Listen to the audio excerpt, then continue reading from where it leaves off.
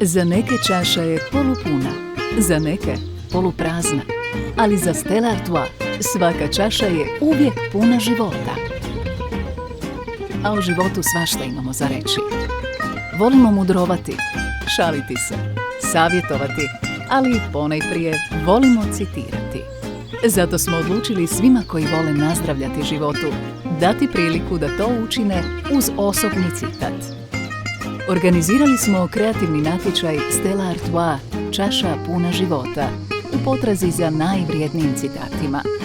Korisnici su dolaskom na website imali priliku personalizirati svoju Stella Artois čašu. Na interaktivan način prvo su se morali odlučiti za scenu, mirnoću sjevera ili živatnost juga.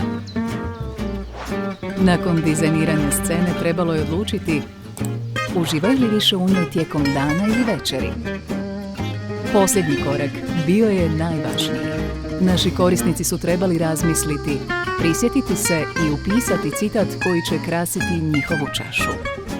Kako je natječaj odmicao, tako su galeriju ispunjavale čaše pune raznih životnih misli i mudrosti naših korisnika. Rezultati.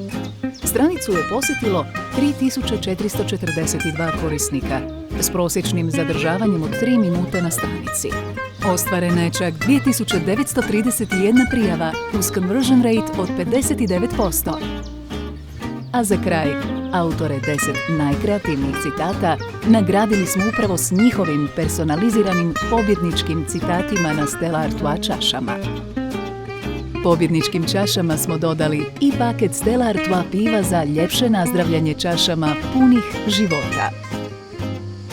The Life Artois.